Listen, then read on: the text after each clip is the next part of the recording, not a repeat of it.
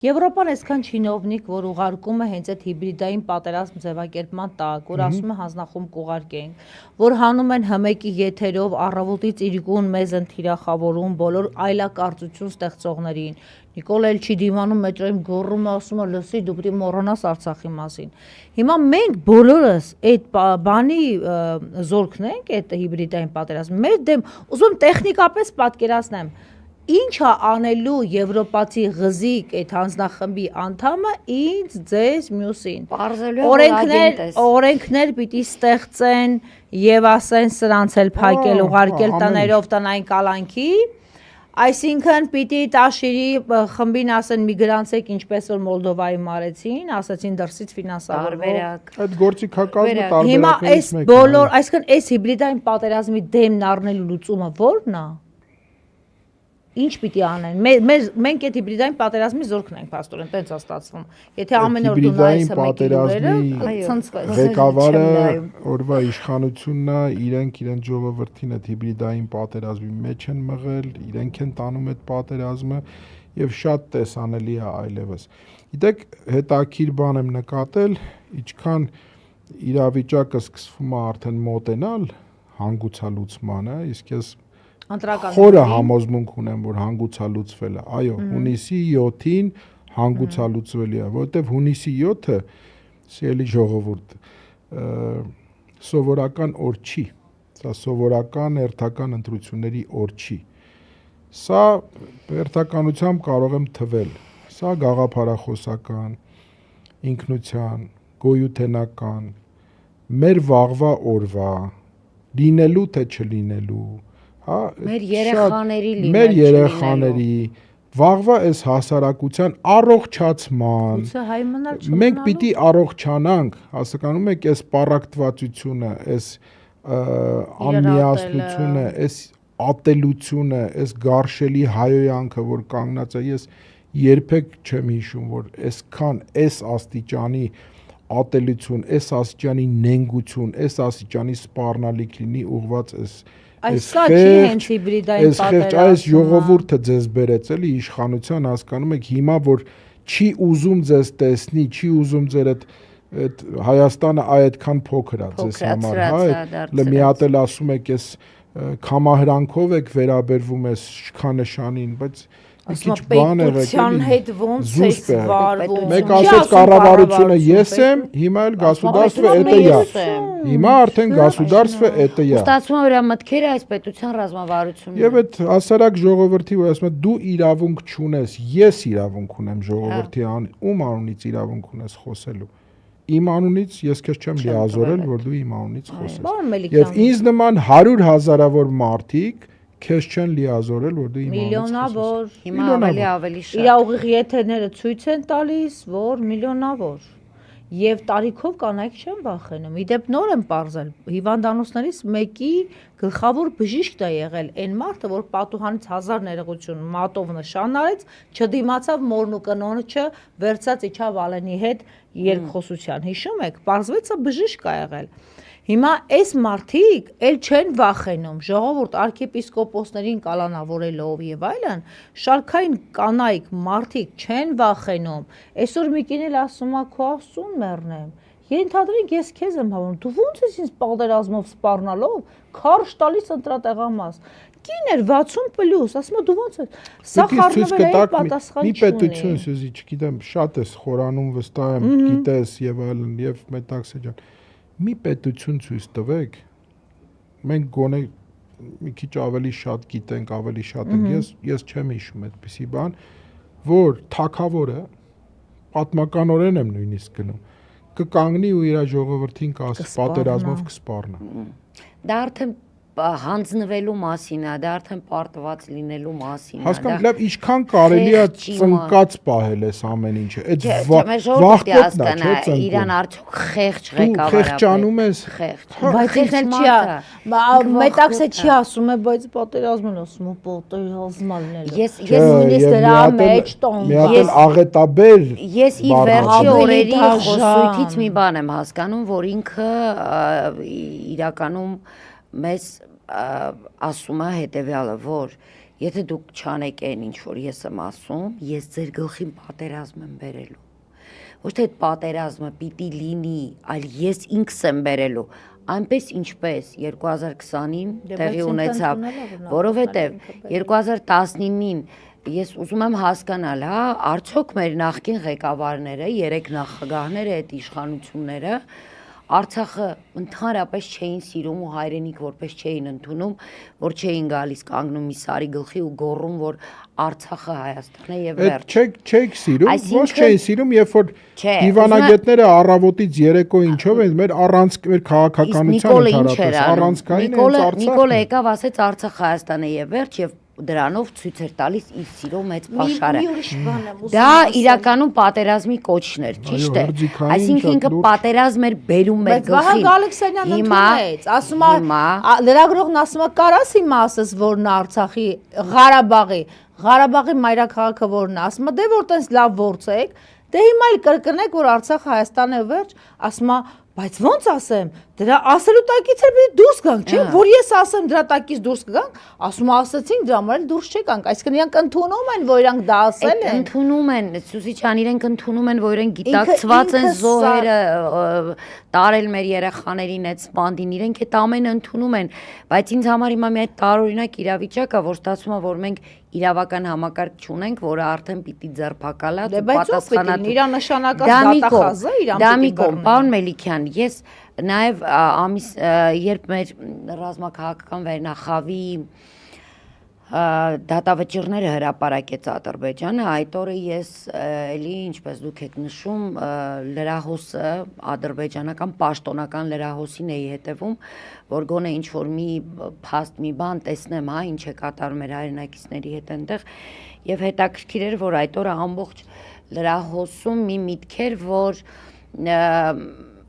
այն ինչ որ տեղի ունեցավ Ադրբեջանում, այսինքն Բաքվի դատարանում, դա արդարության հաստատումն էր օրենքի ուժով։ Եվ հաջորդ քայլով ասում էին, որ հաջորդ արարը պիտի տեղի ունենա արդեն Հայաստանում,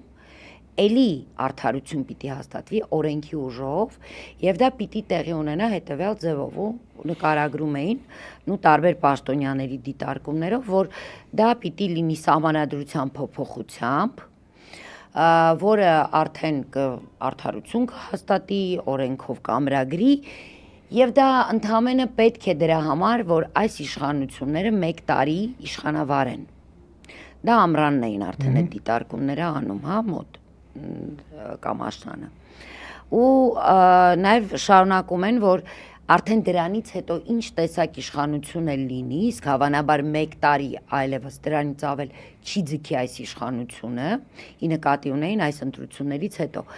Ինչ իշխանություն էլ գա, այլևս անդառնալին տեղի է ունեցածնելու եւ որևէ բան վերադարձնել հնարավոր չէ։ Այսինքն այս ամբողջ գործընթացները մենք կարող ենք տեսնել նաեւ այսպես, հա, որ այո, Ադրբեջանն ու Թուրքիան այդ նպատակը ունի պահելու իշխանության, այդ գործընթացը իրականացնելու, հետագայում նաև Հայաստանի նկատմամբ իր նկարտումները կամ ամբիցիաները բավարարելու համար։ Այսինքն իրենք չեն թաքցնում, իրենք խոսում են սրա մասին։ Եվ այս ամենը տեղի է ունենում, էլի վերադառնալով, հա, ձեր դիվանագիտական գործունեությանը, երբ ըստ էության ստացվում է, որ մենք շրջապատված ենք քարտեզով, հա, նայում ես քո դիրքը ու հասկանում, շրջապատված ես թշնամիներով եւ երբեմնի բարեկամներով, ինչպիսին ասենք Իրանը, հա, մնացած մեր բարեկամ երկրները, բայց այս պայդրությամբ, այս իշխանություններով դու ուղղակի չունես այլևս բարեկամ երկրներ, որպես այդպիսին, չունես նաեւ դաշնակից երկրներ։ Ես ինչպես որ նայում եմ Բա ինչ պիտի մենք անենք այդ դիվանագիտական դաշտում, ստացվում է, որ մենք իրոք այսօր քարտեզի վրա մենակ ենք մնացել։ Չէ, դիվանագիտական դաշտում որևէ բան մի փնտրեք, որովհետև սրանց օրոք այս իշխանությունները սրանց օրոք անիմաստ է։ Իսկ որը կլինի հնարավորությունը։ Հնարավորությունները կան, ես ինչքան էլ դժվար լինի շատ բաների մասին խոսել, որովհետև մի ասեք շատ բաներ, ասեք այնքան ինչքան որ կարելի է։ Հիմա ես չեմ ասում, ես մեծ եմ եւ այլն, բացարձակապես, բայց երբ որ նոյեմբերի 9-ը եղավ այդ տխրահարճակ փաստաթուղթը, էլի ասել եմ սրա մասին, նույնիսկ այդ տխրահռչակ փաստաթուղթը շատերի համար absurd կհնչի, բայց այդ տխրահռչակ փաստաթուղթը դիվանագիտության համար հրաշալի, տեսեք, ես չեմ բառերի մեջ բան չեմ, շատ զգուշավոր եմ, բայց հրաշալի հնարավորություն էր ստեղծում, որովհետև այստեղ, այո, ճիշտ դիվանագիտության արդյունքում սա պատմությունը դեռ կասի սրա մասին, այդ 6 ամսվա մեջ ինչեր են եղել, հետո արտգործնախարարության վերնախավը ինչի համար է հեռացել,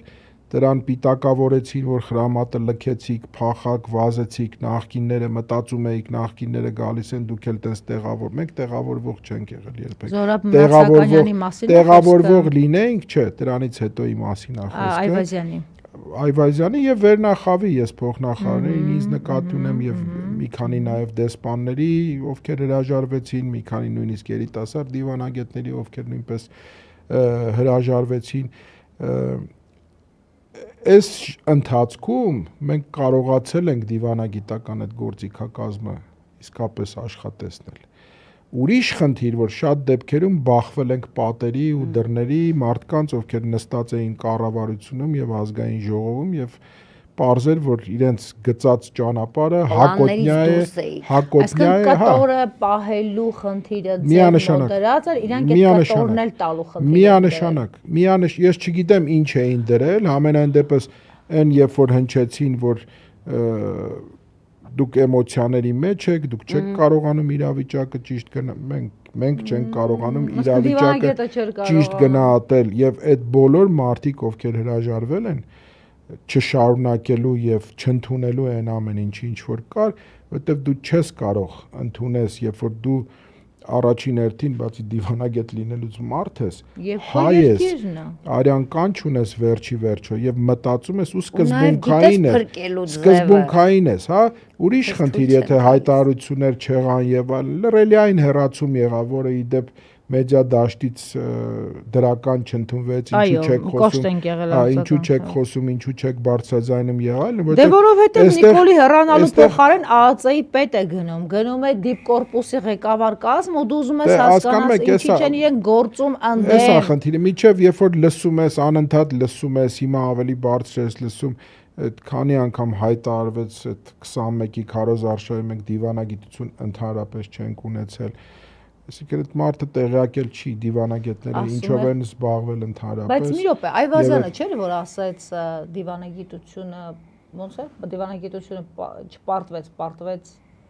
Այո, ինքը շատ պարզ է, դիվանագիտությունը չի պարտվել։ Պարտվել է բանակը։ Հիմա չէ, այդ բանակի, նայեք, այս բանակի պարտվելն էլ այդպես մի վերց է։ Բանակի պարտվելը Այվազյանի հայտարարությունը։ Չէ, նայեք, հիմա այստեղ մի քիչ բան կա, սխալ մեկնաբանություններ կա, ես շատ պարզ ուզում եմ ասեմ, որ դիվանագիտությունը չի պարտվել։ Այստեղ պարտվել է սխալ կառավարումը, իսկ սխալ կառավարումը միշտ չի, որ հենց բանակի ուսերին է դրված, որովհետև բանակն էլ կարա որոշումներ կայացնի, բայց որոշումը բարձրանում է այսպես կոչված գերագույն գլխավոր կամ քաղաքական որոշում, շատ ճիշտ նկատեց Սյուզին։ Այո, կար քաղաքական որոշում եւ այդ տխրահռչակ հայելային հետքաշումները եւ այլն, որ բերվեց դաշտ, տեղից սկսվեց արդեն այդ հսկայական շղթան։ Իսկ մենք շանսեր ենք բացվել, պարոն շատ Սյուզի, շատ։ Ու բոլոր դիվանագետներն էին պնդում այն ժամանակ, որ սա նաև հնարավորություն է։ Այո, սա հնարավորություն է։ Արցախի հարցը լուծել են պես, ինչպես երազել ենք։ Այդ 6 ամիսների ընթացքում շատ լրելյան եղել են շատ ինտենսիվ բանակցություններ ծանրության լրջագույն։ Ես ասում եմ այն ինչ որ արտգործնախարարությունն է արել եւ ինքը այդ գծերի մեջ եղել է, հա։ Թույլատրելի աստիճանի կբացեք այդ փակագծերը։ Ես հիշում եմ Իրանից այդ արտգործնախարարը ինտենսիվ